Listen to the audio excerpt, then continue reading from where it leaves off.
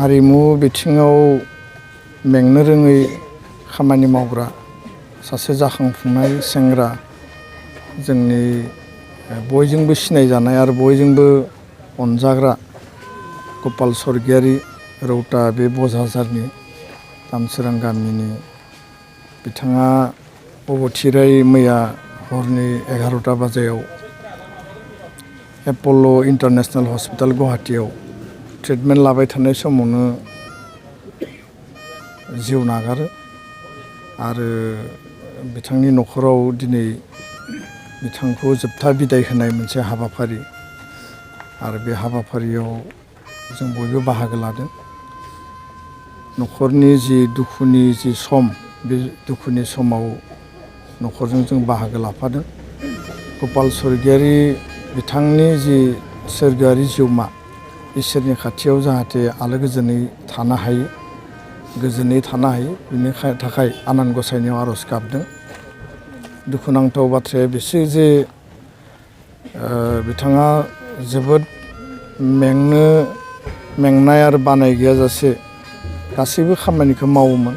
दामनाय देनायनिफ्राय लानानै मोसानाय मुसुरनायनिफ्राय लानानै बायदिसिना मुसुखा बानायनाय बड'फानि मुसुखा बानायनाय आरो थांनाय 2018 मायथाइयाव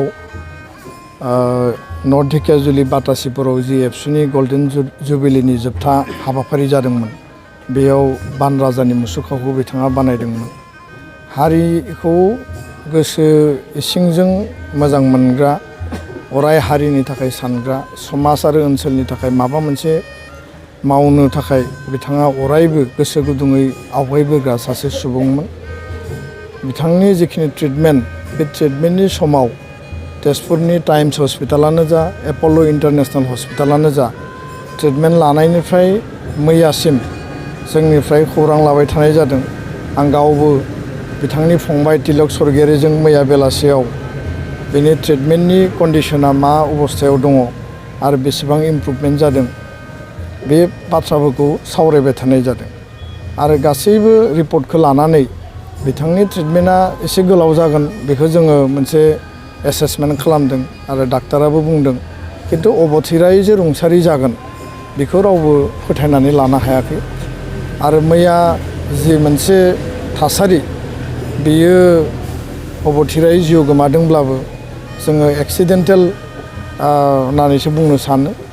बेयाव जिखिनि बेखौ ट्रिटमेन्ट खालामनायनि मोनसे लास्ट मुहुर्त माखासे बेयाव जर जुलुमै बाय'प्सि खालामनायनिफ्राय लानानै आरो फारसेथिं डायलिसिस खालामनायनिफ्राय लानानै गोबां बिथाङा माने अस्थिर अबस्थायाव जोबथा हांखौ नागारो।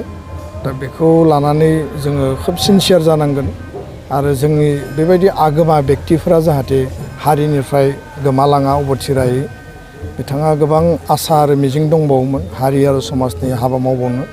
बे आद्रा सिमांफोरखौ जोङो जयै बयबो हारिमु आफादानो जा ABSUआनो जा जोङो बयबो लोगो नांनानै जाफुंसार होनांगोन आरो लोगोसेयैनो बिथांनि जिखिनि हाबा मावनाय बेखौ जोङो जुगामि खालामनानै गालांनायनि थाखाय जोङो उननि समाव सावरायनानै हाबाफारि लानांगोन होननानै आङो बुङो।